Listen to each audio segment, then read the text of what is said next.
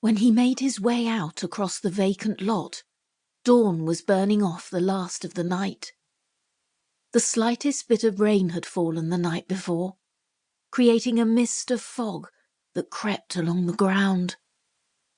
He walked slowly, methodically, as if he did this every morning. To all sides were the foundations of houses that would never be finished. He supposed the frames had gone up 5 or 6 years ago, only to be left abandoned when the housing crisis hit. For some reason, it enraged him. So much promise for a family and a builder, only to end up failing miserably in the end. Against the fog, he looked gaunt, tall and thin, like a living scarecrow. His black overcoat blended perfectly with the light grey wisps. It was an ethereal scene. It made him feel ghost-like.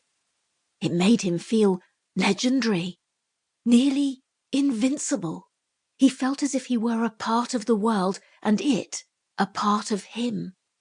But there was nothing natural about his presence there. In fact, he had been planning this for weeks, months really. The years that had come before had really just ushered him along, pushing him toward this moment. He walked through the fog and listened to the city. The hustle and bustle lay perhaps a mile away. He was in a forgotten part of town, decrepit, a part of town that had suffered economic collapse. So many dead hopes and dreams littered the fog-strewn ground. It all made him want to burn.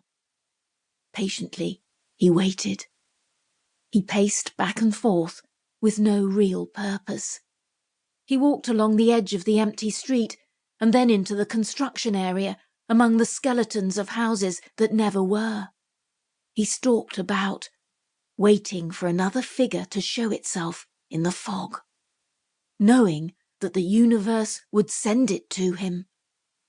Finally, it appeared. Even before the figure came fully into view, he could sense it through dawn's weak light and the slithering fog. The figure was feminine. This was what he had waited for. Destiny was being knitted together right before him. With his heart thundering in his chest, he stepped forward, doing his best to seem natural and calm. He opened his mouth and started to call for a dog that was not there. In the fog, his voice did not sound like his own. It was thin and wavering, like a phantom. He reached into the pocket of his long coat and withdrew a retractable dog leash that he had purchased the day before. "Sweet Pea!" he called out. It was the sort of name that would confuse a passerby before they had time to really even give him a second glance. "Sweet Pea!" The figure of the woman came closer, stepping through the fog. He saw that she had her own dog, taking it for its morning walk. It was one of those small, pretentious dogs, the sort that looked more like a rat. Of course, he knew this about her. He knew just about everything about her morning schedule. "Everything okay?" the woman asked. He could see her face now. She was much younger than he was, 20 years at least. He held up the empty leash and gave the woman a sad sort of smile. "My dog got loose. I'm pretty sure she came this way, but I don't hear her." "Oh no," the woman said. "Sweet Pea!" he yelled again. At the woman's feet, her little dog lifted its leg and peed. The woman barely seemed to notice. She was looking at him now. Something very close to recognition filled her eyes. She tilted her head. An uncertain smile touched the corners of her mouth. She took a tiny step backward.